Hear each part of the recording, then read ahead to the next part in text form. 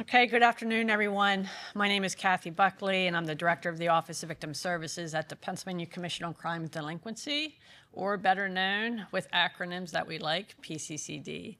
I first want to thank our partners, the Pennsylvania Coalition Against Domestic Violence, who are instrumental in ensuring that local programs like the ones that we have in the room today are supported and heard at the state level. Additionally, I'd like to thank Delia Sanchez and Christine Gilfillan from Domestic Violence Services of Lancaster County, Stephanie Spurgeon from Domestic Violence Services of Cumberland and Perry counties, and Chief of Police Jason Yerg from the Hampton Township Police Department, as well as our other local program present here with us, Transitions, that serves Union, Northumberland, and Snyder counties. See, it's all here. I want to thank you all for the work that you do day in and day out.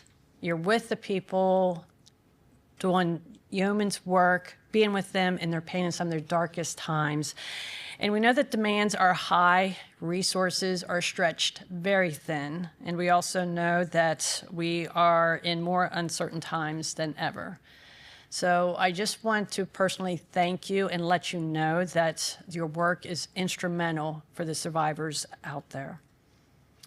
As we know, this month, October, is Domestic Violence Awareness Month. Last year in Pennsylvania, 106 victims died from domestic violence.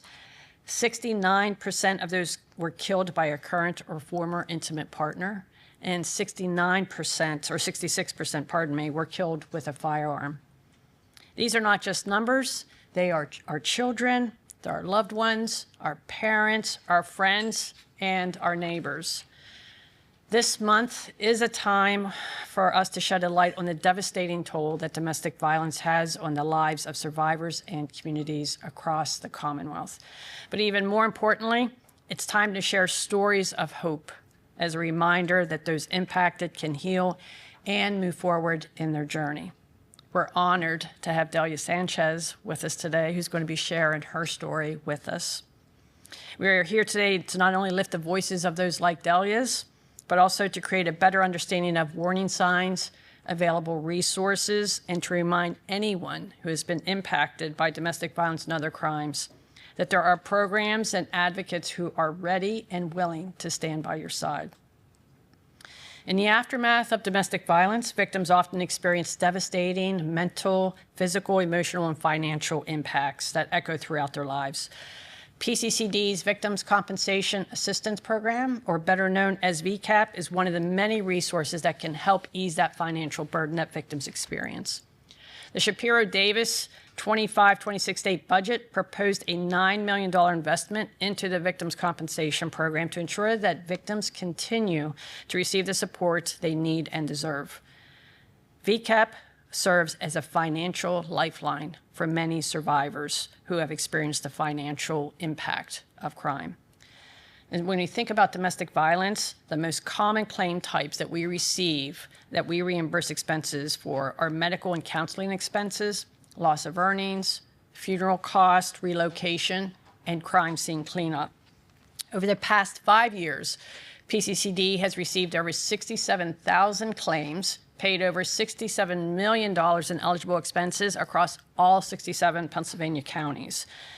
Because think about this, after an injury caused by an abusive partner, the last thing that a survivor wants to think about or even worry about is how are they going to pay for their medical bills. If you're a victim of sexual assault, the last thing a survivor should have to think about or worry about is how they're going to pay for counseling that they need to help them cope with trauma. All of these costs and more are covered by VCAP and help ease that financial burden placed on them as a result of the crime perpetrated against them.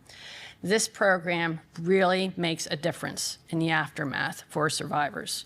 So if you or someone that you know has been impacted by domestic violence or another crime and are struggling financially, I encourage you to reach out to VCAP, or better yet, reach out to your local victim service programs. The advocates will help you apply for victims' compensation. And at PCCD, I assure you that we are committed to strengthening awareness and accessibility to existing services, and ensure that survivors have access to the support that they need to rebuild their lives with dignity and hope, whether it's counseling, legal advocacy, or financial assistance, everyone in this room with us today is dedicated to supporting survivors. Because together, we can create a future where every survivor has the options and hope they deserve. And now, I'd like to turn things over to the Chief Philanthropic and Communications Officer for the Pennsylvania Coalition Against Domestic Violence, Jen Beitel.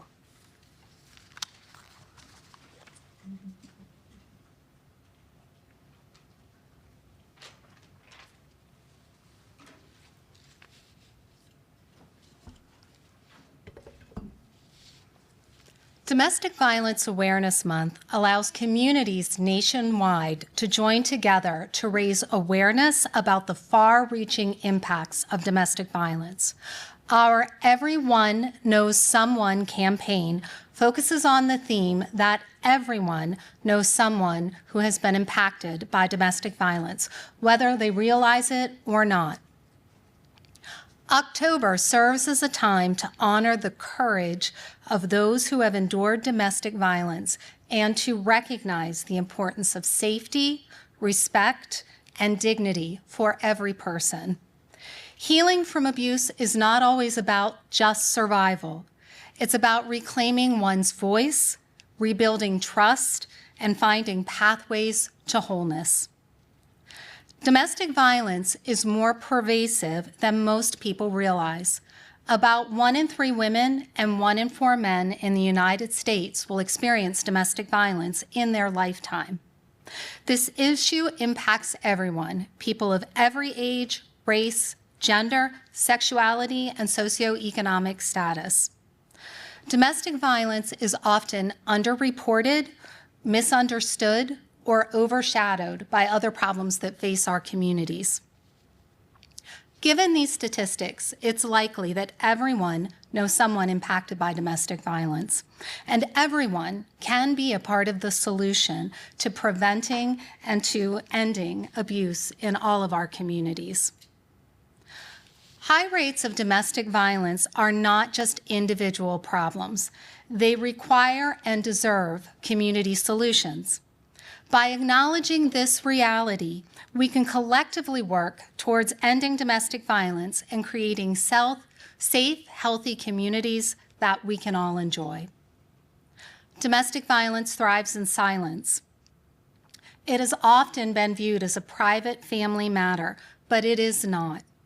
Unwarranted stigma and shame can prevent people from talking about their abuse or from seeking help. To prevent and end domestic violence as a society, we need to acknowledge and understand that victims never deserve, nor should they ever be blamed for abuse that they endure. Abusers are very skilled at using power and control over their victims. We need to be willing to speak out against unhealthy relationship behaviors and to support victims and survivors in restoring their safety and autonomy. Collaborations like today's event are so important and very essential in our mutual work to end all forms of violence and oppression. PCADV is very grateful to PCCD for organizing this event today to showcase our year-round work together with local programs who are also here in communities across the Commonwealth. We are also deeply thankful for all the programs who participate, whether here or across the state, and for those that are tuning in today. For those not already aware, Pennsylvania's ongoing state budget impasse, now compounded by the federal shutdown, is catastrophic for victims and survivors of domestic violence and the programs that serve them statewide. While PCADV and its member programs are doing all that they can to maintain services and to keep help available, particularly for those that are fleeing dangerous situations, some local programs have had to furlough staff and to reduce services and supports. We call on the state legislature to pass the budget and restore full services to victims of crime and to survivors across the Commonwealth. There has never been a more important time for everyone to be involved in building DV awareness and supports. You can engage with us on social media. using the hashtag #EveryOneKnowSomeone as we share stories during Domestic Violence Awareness Month. We share messages of hope, we spread the word about supports and available services, and we create a united front against domestic violence. Also, please visit givefordv.nnedv.org to support your local program and the state coalition. Next Thursday is DV's Day of Giving, October 23rd. At Give for DV, anyone can start a fundraiser to raise support for their community, and you can encourage your friends and your family to support survivors all month during October and every month. Each gift makes a difference for survivors as they rebuild their lives free from abuse. Next, I'd like to introduce Delia Sanchez, a survivor of domestic violence and a legal advocate and paralegal with the Domestic Violence Services of Lancaster County. Delia, thank you very much for your courage in sharing your story today.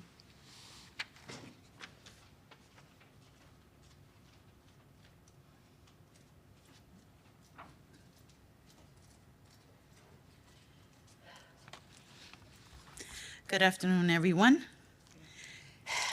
I'm not a public speaker, but I try to do the best that I can. I do speak publicly with lots of people every day, so I'm going to do my best to get through this the best way I know how. I know I have 10 minutes, but I have 10 hours, 10 weeks, 10 months worth of stories, but I'm going to stick to one story in particular. I have lived domestic violence a good bit of my life. And I am grateful for Domestic Violence Services, PCADV, PCCD, and everybody that takes a role in doing what they do to help victims of domestic violence. It is imperative that we continue to do this work because there is so much healing that needs to be done. For today's purposes, I would like to focus on children. And I'm going to share my story. When I was about 9 or 10 years old, there was a situation in our home. We were getting ready to go to a family event, and my mother was getting ready to take a shower. And our stepfather had came in, and he was drunk. So my mother had some few choice words for him, and she went about her business. The next thing you know, he is coming out of the bedroom with a large knife, and he is approaching her while she's in the bathroom naked. And so there were some sticks in the bathroom. She usually used to take the broom off the stick when it was no longer any good, and she would keep the stick in the bathroom for, I don't know, whatever reason.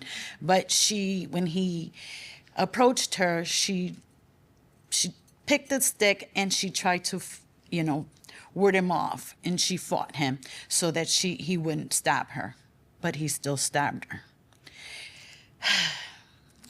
I am one of 5 children. I am the second oldest. I was 10, 9, 10, around there. And we didn't know what to do. So we started to try to help our mother.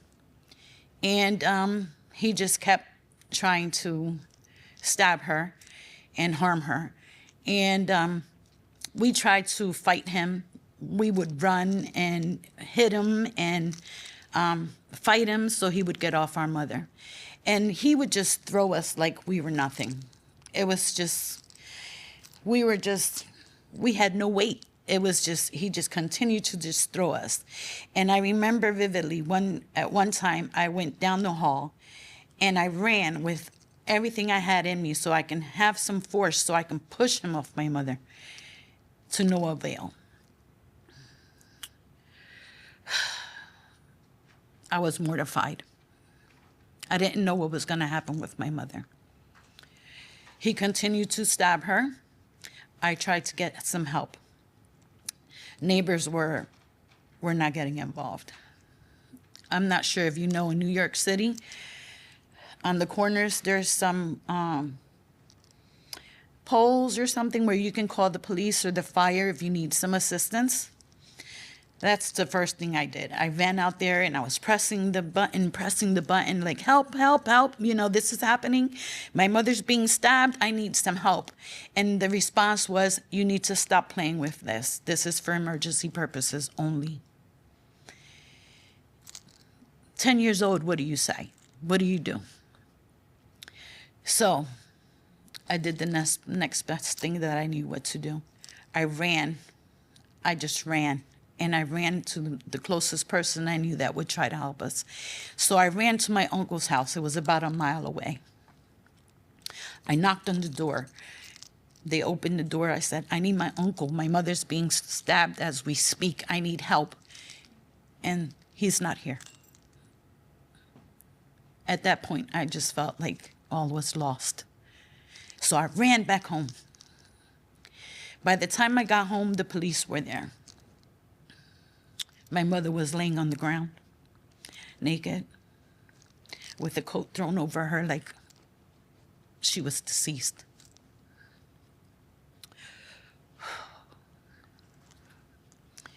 He was arrested.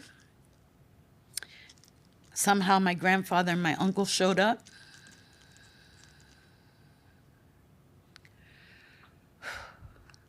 And we were taken away to stay with our family till my mother recovered. And she lived. I thank God that she was able to make it. But that wasn't it. While she was in the hospital recuperating, my aunt took it upon herself and for us to go back home to have to clean up the scene. Buckets of water with rags, and you're sitting there just wiping up the blood. The impact of what occurred has never left my soul. Do you know what it's like to be a child and go home to clean up your mother's blood and still not get the help that you need? There was no CYS. There was no diapers. There was no police interrogations or questioning or anything like that. No one came to save us. No one. A few months later, my mother was home. The knife happened to disappear. There was no weapon. And he served very small jail time. Somehow they got in contact with each other. She forgave him, and she uprooted us to Pennsylvania with no say, no help, nothing. I'm your mother, you do as I say, and we're leaving, and we're moving. And we moved to Pennsylvania, a transplant. I am a transplant. It didn't stop there. It continued. The abuse continued. And life just seemed like that was normal, like there was no help. So today I speak on behalf of the children that don't speak up, that aren't looked at victims. They are victims.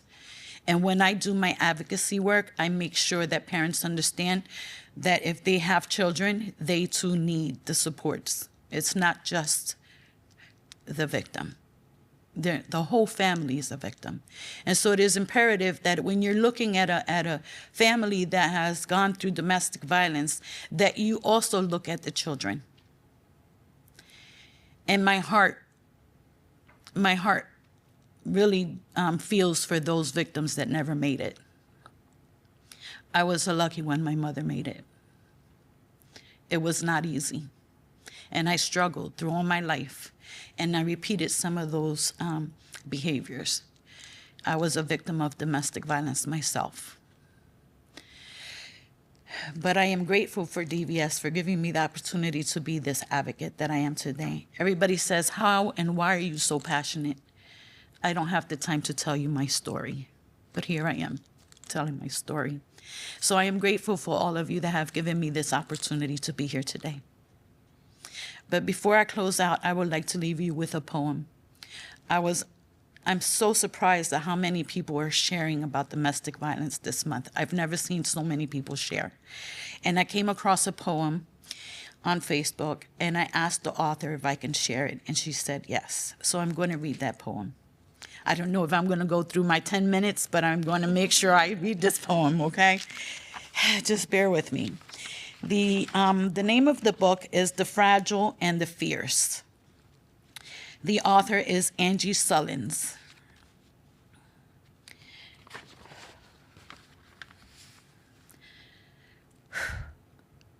Don't call me resilient, like it's a crown I wanted to wear. Don't paint me in gold resurrection and say, look how she rises, as if I'm a phoenix by choice, not necessity. You praise my strength like it grew wild and free from power, not grief. But darling, my resilience was not a poem, it was a scream. It was duct tape and deadlines and trembling hands on the wheel and nights crying on cold linoleum while the world insisted I was tough and had it all together. I was smiling in rooms where I was bleeding. I was laughing so no one would ask why my eyes looked like they remembered the war. So no, resilient isn't a compliment. It's a scar. You named beautiful because you didn't want to look at the wound. It's the armor you admired so you wouldn't have to ask why I needed it. You say you're so strong. I hear you can take more. But what if I don't want to? What if my vulnerability is more essential than my ability to take a hit? What if my feelings, all the way down is fierce reclamation of my authentic self? What if I want a life that bears the naked inconvenience truth in my teeth, not just the sword in my smile? What if I am just as strong in my grief and tender overwhelm as I am when I'm carrying on, or as you like to say, walking it off? What if I'm tired of compliments that support hiding the fractures and bruises so you can be comfortable? I refuse to be a crime scene covered up. I refuse to be complicit in falsifying my truth so that you can win your esteem. Like there's a trophy for suffering and a reward for silence. No. I'd rather hear how brave I am to be real in a world that benefits from fakery. How courageous I am to feel my fear and still show up fully, shaking and imperfect. That I am a badass for wearing reckless joy bigger than my damage. Now that, dear Parker here, patriarchy is a compliment. Thank you.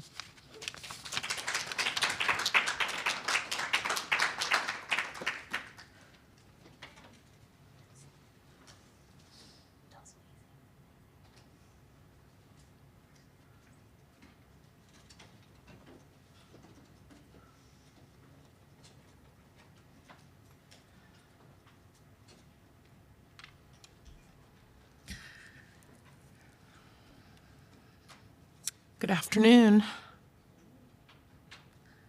Thank you, Delia.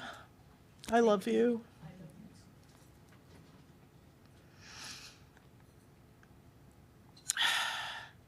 My name is Christine Gilfil, and I'm the director at Domestic Violence Services of Lancaster. I think some of our staff have tuned in today, so I want to thank them for their work every day.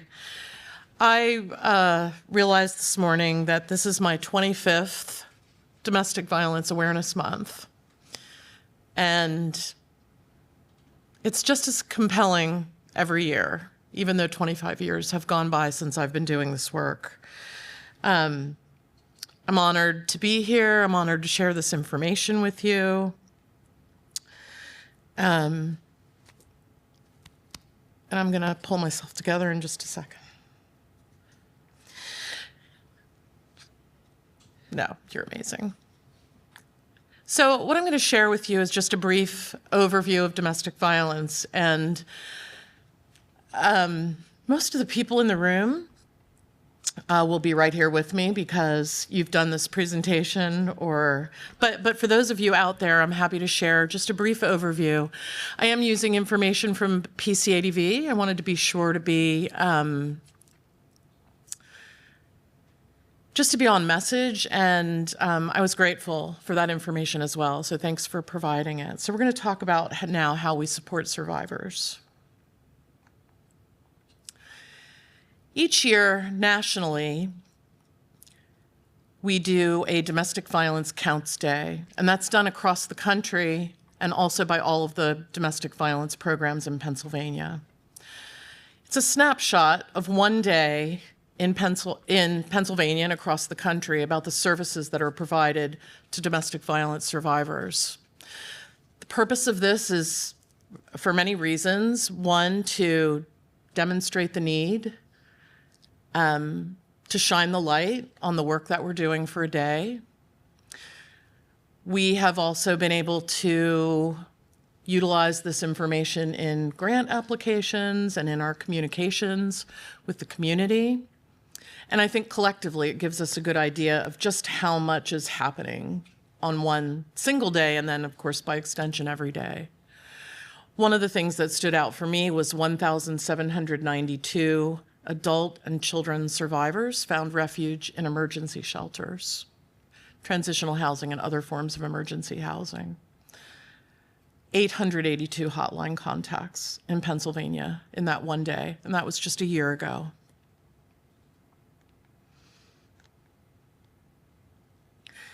Whenever we talk about domestic violence, we usually define it in order to be very clear about what it is and also maybe about what it's not. And what stands out for me in this definition is that it's a pattern of behavior. It's not a one-time event or a one-off. It's a pattern of behavior that starts and builds over a period of time, usually.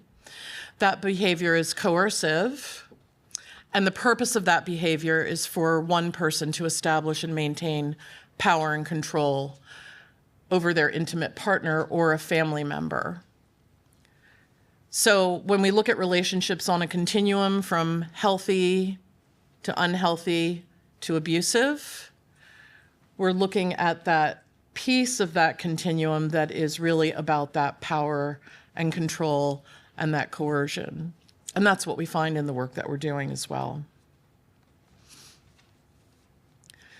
This power and control wheel has been around for a very long time. It's a tool that we've used over the years to talk about how abuse operates and what it looks like. It also points out to us that while the purple band represents physical and sexual abuse, which are often what we think of as domestic violence, you know, the bruises, the broken bones, that domestic violence is much more than that. I know that working with survivors, it's been helpful sometimes, not always helpful, but it's been helpful to use this tool so that we can talk about just a couple of highlighting of what else is on this wheel. Emotional abuse and psychological abuse may not be against the law, may not even be a crime, in fact, but I know from my work with the healthcare community that it has a more profound effect on long-term health and well-being even than physical abuse. Or economic abuse, which of course is something that those of us who work with survivors are thinking about and talking about with them every day. How do they leave that abusive situation if that's what they'd like to do, if they don't have the economic autonomy or the economic power to be able to do that? So our housing programs, all of the other economic supports that we strive to be able to provide are so critically important there. Victims will go back if they can't support their family and support their children. Why would we expect it to be any different from that? So it's really up to us to be addressing all of the areas that are on this wheel. So a person who's abusive will use whatever combination of those tactics are necessary or effective in keeping that person under control. It may or may not involve physical abuse. It may involve all of those other pieces. Or maybe once those pieces don't work anymore, then the abuse escalates to physical abuse. Everyone's story is different. Everyone's experience is unique, as it says. And that makes our work complex. It means that we have to really get to know people where they are in order to be able to help them or walk alongside them in their journeys. I've been around for a long time, and I feel like we've always used what could have been called a trauma-informed approach. We called it empowerment, we called it all kinds of things. But it's certainly over the last 10 to 15 years, especially, we've recognized that a trauma-informed or a trauma-centered or trauma-focused approach is what's necessary. I can't think of a better illustration of multiple layers of trauma and layers of a story than what Delia just shared with us. If Delia comes to us for services, or someone just like Delia, we have to be able to understand all of that and take all of that into account. It's not just what happened to someone yesterday or last week. It's the total accumulation of what's happened to them and who they are. So while that makes our work complex, I believe it also makes it rich in that we need to get to know the entire person. Hello. Down, right? There we go. Sorry. Always happens. So just a few key points to emphasize.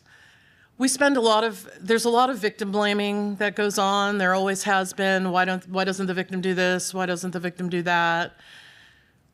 Why do we tolerate the behavior of the abuser? That's really the question that we need to be asking. They are responsible for their choices. They should be accountable for their choices.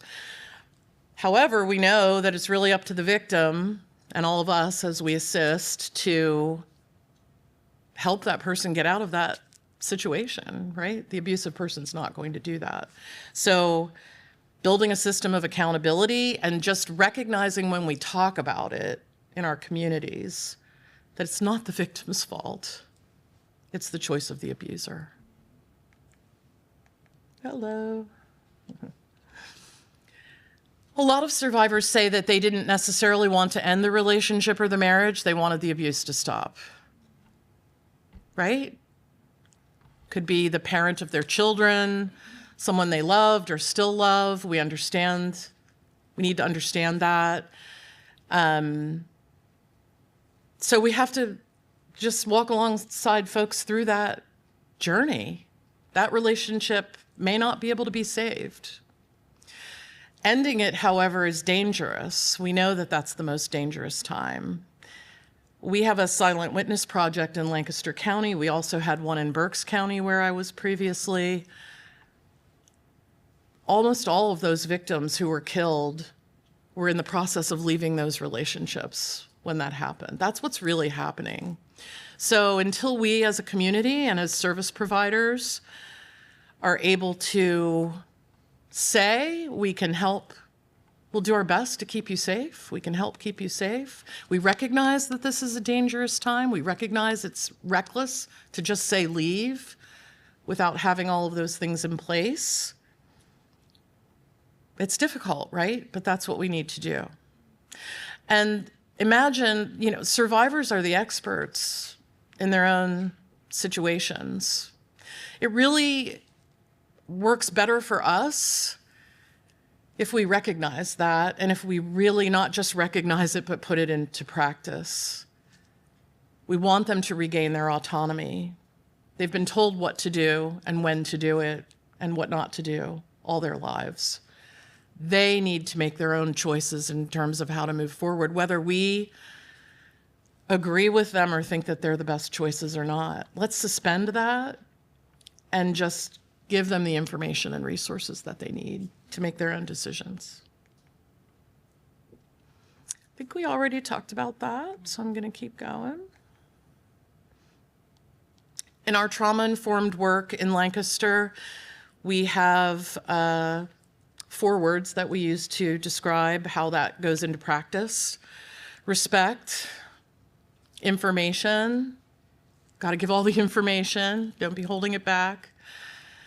Connection, the connection is about building the connection with the survivor, even in a limited amount of time. We don't always have a lot of time. In Delia's work, it might be a PFA hearing or the piece that leads up to that. But you need to build a connection with that person where you are, or they will not trust you to share their story. They also will probably not feel safe to tell you their entire story, and that may hurt your ability to walk alongside them or to help them. So building that connection, even though we're rushed sometimes, we're in a hurry, we don't have a lot of time, we have to build that connection to build that trust. And the final letter is hope, which is not like, gosh, I just hope things are going to get better.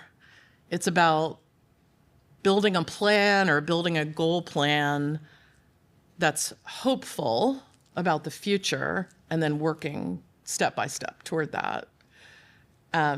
So those are the tenets that we work by that came to mind when I saw this. So what do you say to someone who's experiencing abuse? You don't have to have the answers, not initially anyway. I'm glad you told me. Thank you for telling me. I'm honored that you shared your story with me. I won't tell anyone what you've just told me. That's really important. I'm sorry that this is happening to you. No one deserves to be treated this way. It happens to a lot of people. That's why we're here to help. That's why there are community supports, and we're here to help. You move forward at your own pace. Sometimes I think victims are afraid to contact us because they think we're gonna say, we need to come into shelter, or you need to get a PFA. That's not what we're going to do. We're gonna listen to your story, and then you can determine what your next steps are. I think that that's really helpful. And then what kinds of questions can you ask to be able to hear their story? I think these are great. What do you need from me? What would be helpful from our organization? What's happening today? What are you most concerned about today? Maybe keeping it in the present moment doesn't seem as overwhelming. So I think these are great tips. And then the supports that we offer have to have these 3 ways to describe them. They have to be flexible because everyone's situation is different. They have to be flexible because things change. Maybe what people want changes. Maybe the resources change, whatever. We're flexible. We're so flexible, right? All the time. They have to be tangible. They have to be real. Maybe it's rental assistance. Maybe it's, let's help get your car repaired so that you can get to work and get your children to childcare. So they have to be real things that are real for people's lives. And they also have to be realistic in the sense that we have to be very clear and very transparent upfront about what we're able to do, what we're not able to do, what the possible outcome could be of some of the things that may happen. We have to be very realistic. That takes a lot of finesse. So for advocates who are able to do this and do it well, that's a tremendous skill that they have. I love this one too. Everyone wants us to report outcomes, and I get it. I know those things are important. But really, we just need to be listening. And when people ask us for success stories, I always think success according to whom, right? So what's success for that survivor may or may not count as success in the larger picture. But if they got to move on with their lives the way they wanted to, I would count that as a success, regardless of what that outcome is. So I like that. And it's not just up to domestic violence advocates and domestic violence programs to talk about this issue. I mean, one of the reasons we talk about it so much in October is because we recognize that everyone needs to be talking about it. Everyone needs to be sharing information. And survivors shouldn't have to come forward and say, hey, I'm being victimized. Could I have some information, please? That information can be available everywhere. Medical advocacy programs do a really great job of that in terms of having information available at healthcare systems and healthcare facilities that people can just pick up when it's convenient for them to do that. Videos, program information everywhere. How to help your family member or friend. That's where folks go first, right? Hopefully, if they have a support system. It's okay to talk about it and make sure everybody gets the information and resources that they need. We started an intimate partner violence collaborative in our county. We're bringing in other service providers. We also have a STOP team, but the collaborative is more about healthcare providers, other social services providers. And one thing we want them to know is that they can call us just to talk through a hypothetical or to get some advice around being able to help someone that they're working with. We're not working with all of the survivors. Everyone's working with survivors, right? So I think that's really helpful to remember. PCADV has information on their website about how to connect to your local program. If we get calls from out of county, we connect folks to their local program. So you can find that information online. And then, as I mentioned about our collaborative, we want to be able to engage with our systems partners and our community partners sort of on a upfront or preemptive level. Sometimes we're just talking with them in the middle of a crisis. Well, I have someone who needs shelter right now, today. And it's like, we might not have a robust enough relationship with that provider to work that through. So I think it's really important. It's really hard sometimes, but I think it's really important that we look for those places to collaborate. We understand each other's roles and responsibilities and limitations and all of that, that we collaborate before a crisis occurs, even though every day is kind of a series of crises, that we celebrate our successes. And the other thing that excites me about our collaborative is that it shouldn't be just people from DVS or PCADV speaking out about domestic violence. If we speak out as a collaborative, we look like a large sort of community block speaking out. And then setting up the whole warm referral process, because if you've tried to connect a survivor to another provider, you know they're questioning legitimately, can I trust that person? Will that person really help? Do they have the resources that I need? But if I can say, Susan from this organization, I'm going to connect you directly to that person, it's going to help, that can ease those pathways. We rely heavily on our partners and building those relationships.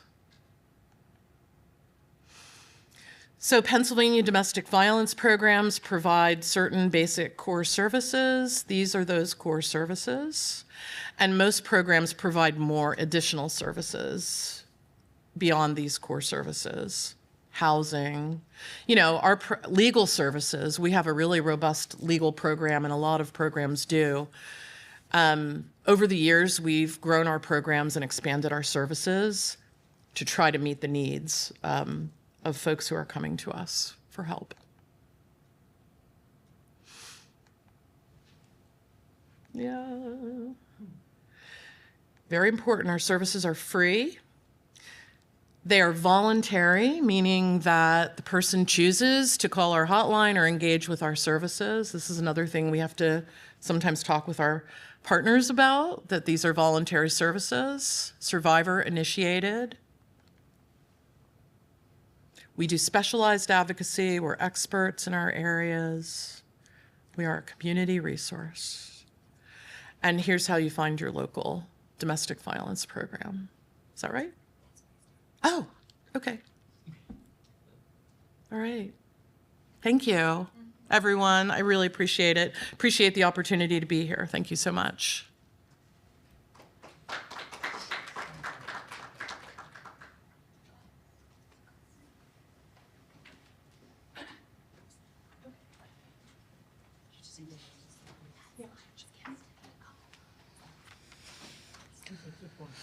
Okay.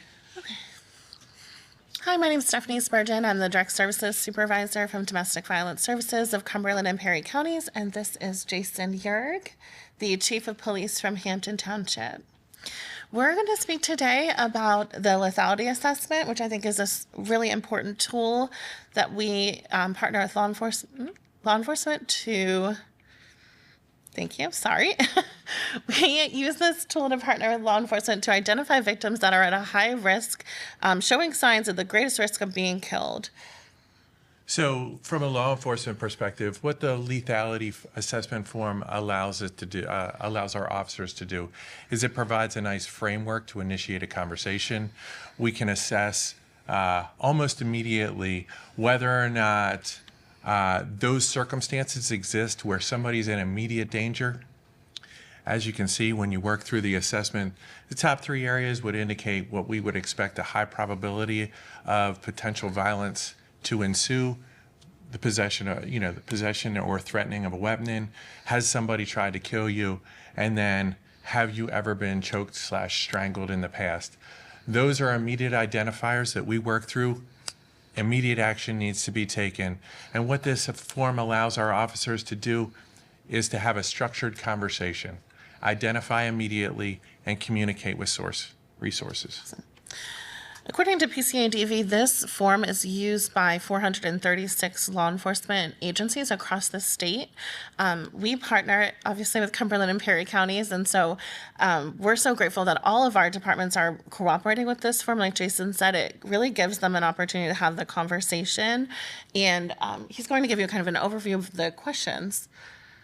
So, is there a presence of firearms in the household where DV is present? Increases lethality by 500%.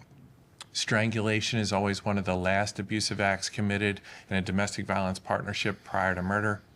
And leaving or trying to leave is the most dangerous time. Financial stressors can increase severity or frequency of violence. And of course, anytime you insert children into the mix, especially children who aren't biologically identified with their perpetrators, those increase the odds of future domestic violence. Here in Cumberland County, we partner with DVSCP and PCADV to not only inform our public, but also inform our officers through ongoing education and identifying some of the trends and some of the concerns that we're seeing, not only through the state of Pennsylvania, but also nationally, so that we can get out in front of our treatment philosophies. Absolutely. So I actually get to meet with the officers in Cumberland County, and so when we're explaining the screening and talking them through, we're asking them to pull the victim aside, have a private conversation with them. We don't want the abusive party or the perpetrator to hear the conversation. We don't want them to have any influence over the way they may answer. A new change with the updated LAP is that they're going to explain that this form is a discoverable document, and we've talked through with officers how to do that with the victim.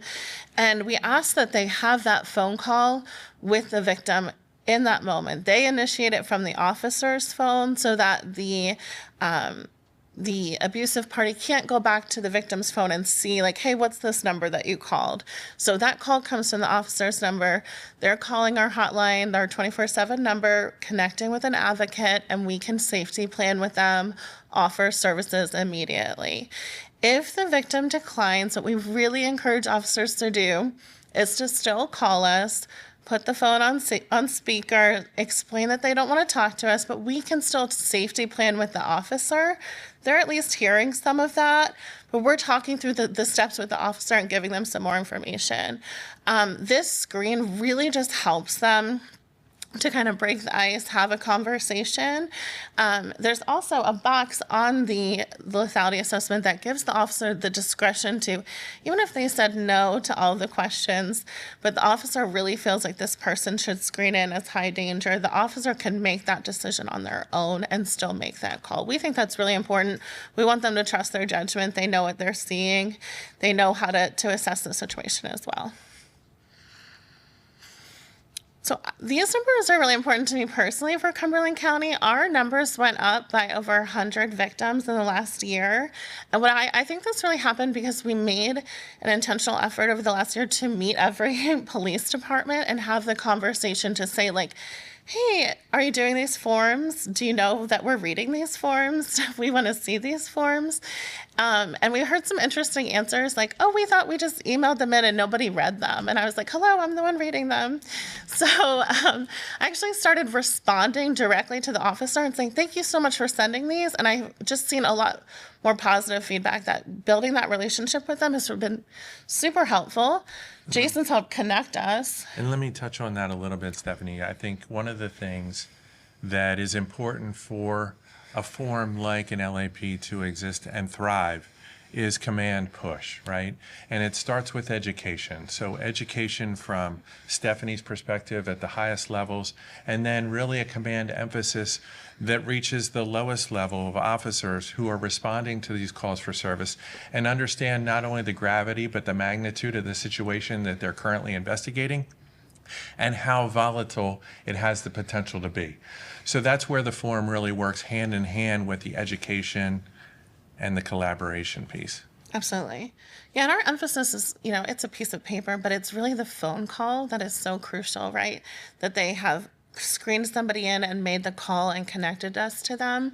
From the PCADV website, I was able to see that we have in Cumberland County submitted over 1,900 LAPs. That you can track all of that data, very organized on that. You can see the trends in each county of who's saying what, who's saying yes to certain things, and what those triggering questions are in what area. So we can see how many people are answering yes to strangulation. And we've noticed in Cumberland County that over 50% of the screens coming in are saying yes to strangulation. And so we have spent the last year talking about strangulation with the officers and asking them if they understand what those questions mean and how do you talk through the next steps of strangulation. So it's been really helpful in multiple ways. And I'm just really thankful that we have the police department cooperation. This one. So this goes hand in hand with reducing domestic violence fatalities, right? The earlier that we can intervene, the higher the likelihood that we can reduce the fatalities in the long run. So really it starts with the initial, hey, how are we doing? What can we do to help you? Some of the things that were touched on earlier about establishing a relationship, developing trust, and then collaborating with the other wraparound services within the county to make the victims feel assured that they're not alone in this fight moving forward. And, we were talking earlier, we feel like breaking the ice to make that difficult call as having an officer push the call button for you. There's a lot of people that may not have made that call without somebody pushing call for them. And Jason, could you speak to how it helps new officers sort through the... So I think what's important to understand is we have officers that are relatively new to law enforcement. And what this does is provides a nice framework and really kind of a checklist mentality until you become comfortable with the kind of intercommunication that it takes to develop rapport and all those things that we who have been in this field for as long as we have can kind of do intrinsically. It allows a new officer to hand walk through some of these things and really lean on the form where needed to identify those that are potentially in need. Thank you. I just want to close by telling you a quick story. We got a call one night from a victim. It was an LAP call. And she called, and we wanted to bring her into shelter, and she just really didn't know what she wanted to do, and kind of hung up on the advocate. And we're like, oh, well, that wasn't great. But a few minutes later, the officer called back and was like, look, this woman really needs shelter. And he sat there with her, and he talked through like all of the different concerns that she was having. And ultimately, he drove her to the building. He didn't just leave her there. He sat with her through the whole time, called back, really helped help her, bridge the reservation and the gaps that she was having. And so we really appreciate those moments that happen. And I think it's, this process that really helps to build those connections. So. And while it's an informed education collaboration that goes on, it's really incumbent upon our officers to be the empathetic kind of listeners that our victims need, and to be able to identify those areas where we know through our experiences are going to lead to potentially a fatalistic response, and identifying, getting out in front of them, and making every effort to intervene that we can. Absolutely. Thank you so much. Thank you. Are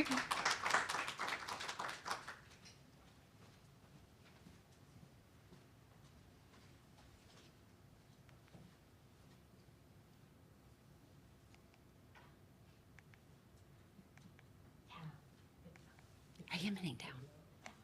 Yes.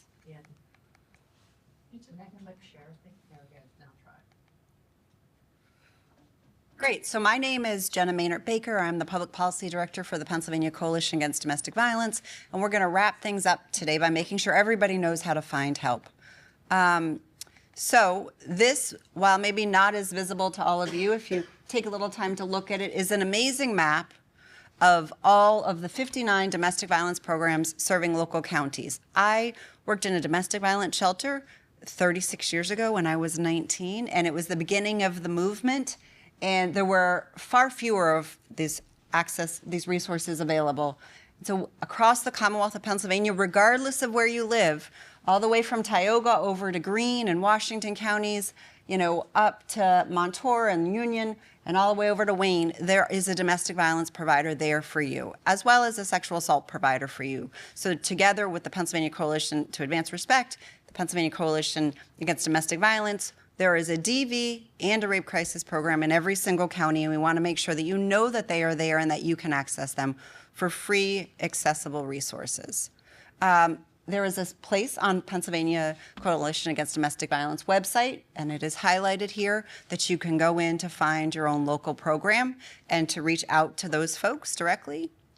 There is also the National Domestic Violence Hotline that you can call, chat, and text.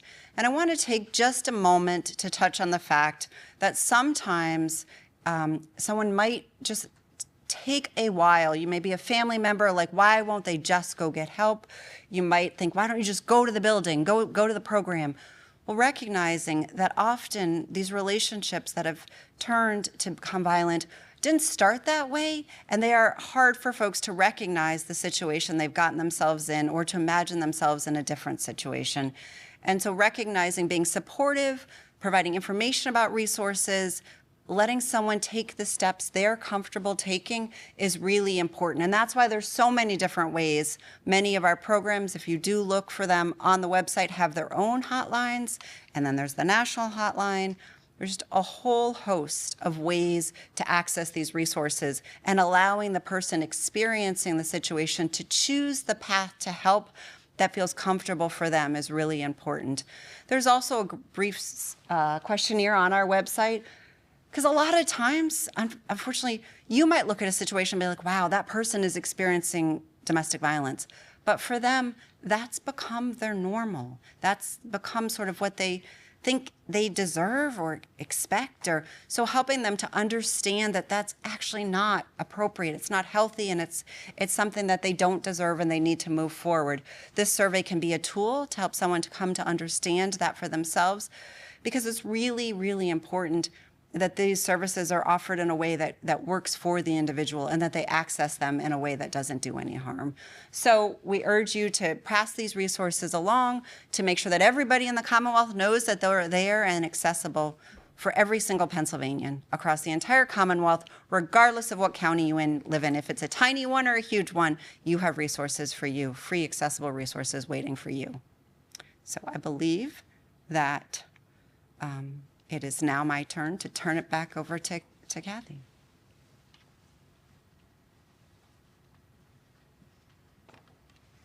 Thanks, Jenna.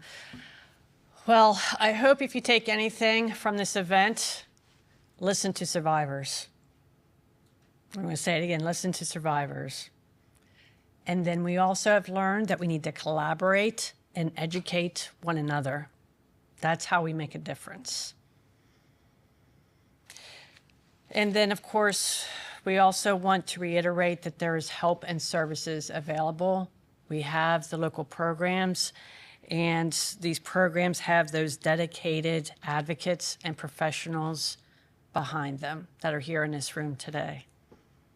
So while October allows us to raise awareness on our commitment to victims and survivors this month, we need to continue to do that all year long. And remember that help is available all year long. So I want to thank everybody for coming to today's event. That concludes the event as of now, but I know that people will stay around if they have questions. Okay? Thank you so much.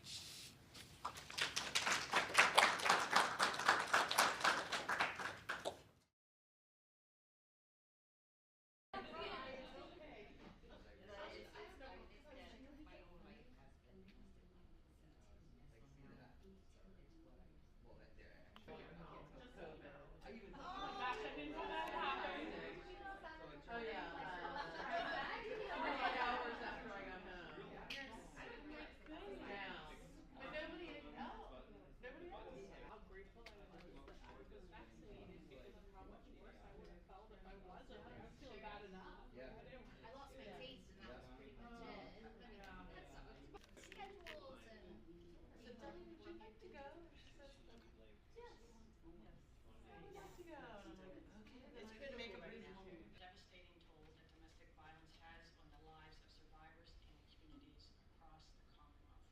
But even more importantly, it's time to share stories of hope, but also to create a better understanding of warning signs, available resources, and to remind anyone who has been impacted by domestic violence and other crimes that there are programs and continue to receive the support they need and deserve. VCAP serves as a financial lifeline for many survivors who have experienced a financial. We had no weight. It was just, he just continued to just throw us. And I remember vividly at one time I went down the hall and I ran with everything, some help.